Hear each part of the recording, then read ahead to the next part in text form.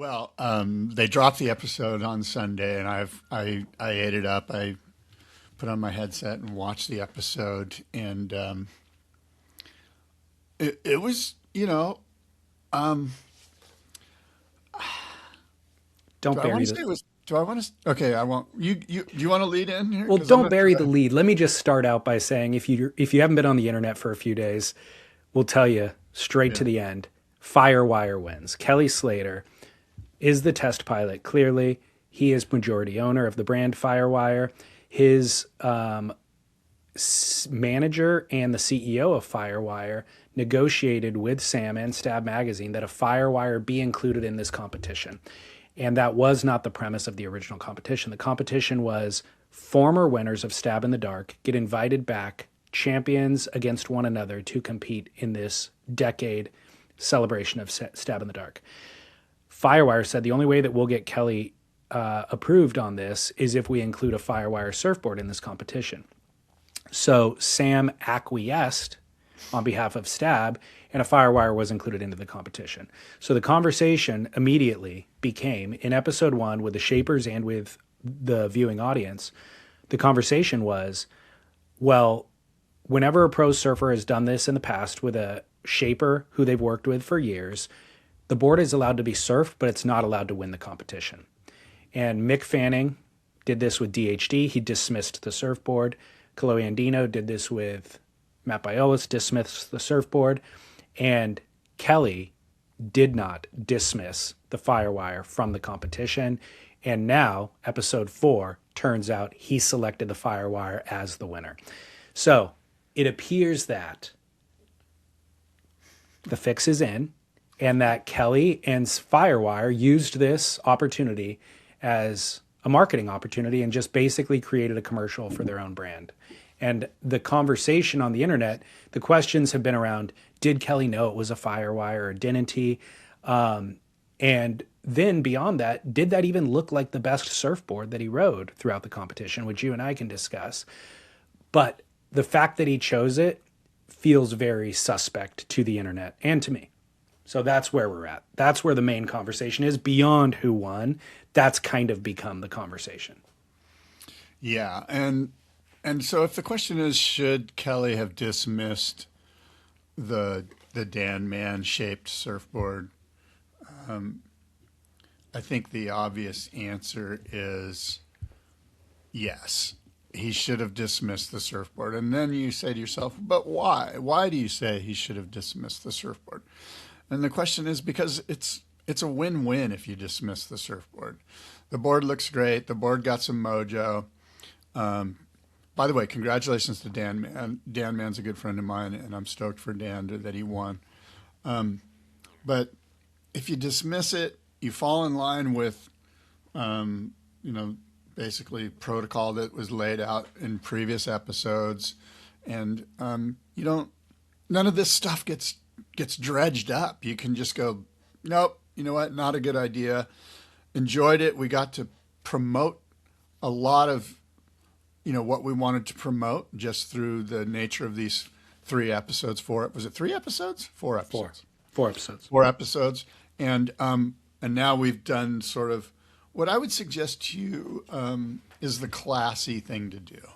You feel like Mick Fanning. There was this a real sense of class when Chloe did it. There was a real sense of justice, and I'm personally going to go on the record and say that I don't believe that Kelly knew that that was the Firewire. But it doesn't matter because the sting is that it appears that it could have been, and that's where the rub is. So I'm going to play devil's advocate then, because I agree. I believed that Kelly, first of all, Kelly explicitly states in the series that he does not know which one the Firewire is. He is confused about it. He's uncertain. And I believed Kelly throughout episodes 1 through 3. By episode 4, I changed my opinion entirely. And I believed that he did know. And there was a couple of reasons why.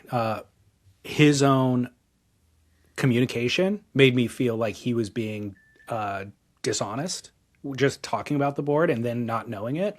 Saying this board feels the most comfortable. This board feels familiar, but he still doesn't know. But the other thing is hearing the other shapers talk. And I think it was Britt Merrick who goes, because they asked him the same question, do you think Kelly knew? And Britt Merrick goes, yeah, I mean, I don't want to call him a liar. I'm not calling him a liar, but all of us shapers knew that was the Dan Man. He goes, on day one, episode one, when we showed up and we were feeling it up, we all identified that as the Dan Man, as the Firewire specifically. So how would the best surfer in the world, who's also the most astute kind of surfboard, quote, designer, who's a professional shaper in the world, not know? And also the person who has ridden more Dan Mans than anybody else other than Dan Man himself, probably. Maybe even more than Dan Man himself. How would he not know? You know what I mean? It just doesn't make sense that he doesn't know. And then to hear again his own communication throughout episode 4, it's like, bro, why you pretending like you don't know? And then in the end, when you pick the winner, it's like, dude, now I can't believe anything. It feels very, very disingenuous. Well, those are some. I don't even think that's a hot take. I just think that's the take that you're going to feel from everybody. Even if he was a better liar or actor or whatever, you still would walk away with a 50-50 feeling about it. But throughout all that circumstantial evidence that I just provided, it feels 99-1 to me, you know.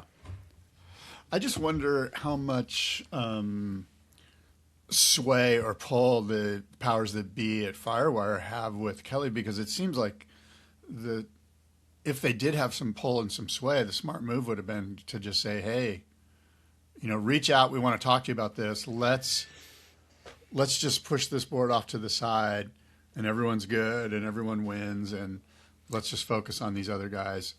No. And so that conversation either happened or it didn't. And so that's, is there anyone on the internet that's like, I'm glad that Kelly didn't, or did include the board in the final, and I also believe him that he didn't know it was the board. I'm sure there are, yeah. And I think that the less astute you are or just the less kind of intense of a surf nerd you are, the more you are likely to be that person. Like if you actually follow the series and watch every minute of the series, and you also have watched Kelly surf for 30 years and you've tracked the whole thing, you're more inclined, I think, to believe that this was a marketing exercise for Firewire and for Kelly. And if you follow very casually and you just read the headline on Instagram that Firewire won, you would have no idea that there's, any fix in, let's say. But to answer your question about why wouldn't the conversation at Firewire have been to communicate with Kelly and say, let's disqualify this board? Absolutely, they put the board in from the beginning, hoping that the board would win. You know what I mean? Like they negotiated its entry with the hope that this would actually happen. And so I think that to them, they're kind of savvy enough to where they realize the minutia that you and I are discussing only matters to you and I and our ilk. But the vast majority of customers that are out there, especially, and those that are buying Firewire surfboards, are not following it in this nitty-gritty detail, and they only see that Firewire won Stab in the Dark. And that's the game. That's the play that they're making. The other thing that I want to point out as a macro theme that I'm taking away from this series is it is a reminder of the classic surf industry of yore, which is pay to play. This really feels like even I don't want to say that Stab was independent journalism or anything like that, but I thought that Stab in the Dark was an independent journalistic endeavor because it was funded by, there's no overt branding on it like there is with some of the other series. And it is, of course, funded by premium members. It's a premium feature. In theory, we the subscribers are funding the production of it. But this just reeked of surfer pole days, or things like that, where those who are paying the bills are the ones who not only get the most play, but also end up coincidentally winning the thing. Yeah. It's funny because I was as you were making those comments, I was going, gosh, do you think that Sam wishes he didn't do it? And the answer is no. He's very honest. That's one thing that's wonderful about Sam, is that he puts it all out there. And he basically said, hey, look, Kelly Slater moves the needle regardless of the potential pushback that is created because of it. I agree. I think that all those guys, Sam and Kelly and Firewire, are all mature enough and evolved enough in their career to understand that pushback isn't a bad thing. Criticism isn't a bad thing. And we're willing to weather the storm. And actually, there's no such thing as bad publicity. But I do think that Sam has also taken notes of how he would have navigated it differently. Like I said, creating a separate entity that wasn't Stab in the Dark would have been an easy solution for this. Well, and I think that one thing that we've learned is that, just like on the WSL, the most important thing here isn't the surfer, and it's not the boards, it's not the shapers, in my opinion. It's the waves. The waves are the stars. It doesn't matter. You can have the perfect surfer, the perfect shaper, the perfect board. If the waves are shit, the whole thing is shit. And frankly, the waves were shit for this. Except for that one session, it's a throwaway, in my opinion. Well, Sam, in his apology epilogue letter, also stated that they did have 5 trips scheduled. So what? I've got trips scheduled too, but I'm not there. I'm sitting here in front of a computer. Well, my point is he made an effort to get good waves. And I think he didn't give an explanation for why that's nice to know. I mean, you should be making an effort. That's kind of like that's like the low bar to hurdle here. I know, but what I'm saying is it indicates further that Kelly is the reason those things didn't happen. You know, he doesn't give an explanation for why 5 trips wouldn't have happened, but I assure you, the first one didn't happen and Sam tried again. He actually tried 5 times. And so what was the reason they didn't come together? Probably the athlete couldn't make it happen. And so that also makes me feel like there was a fix-in from the very beginning with the entities that ultimately won in this.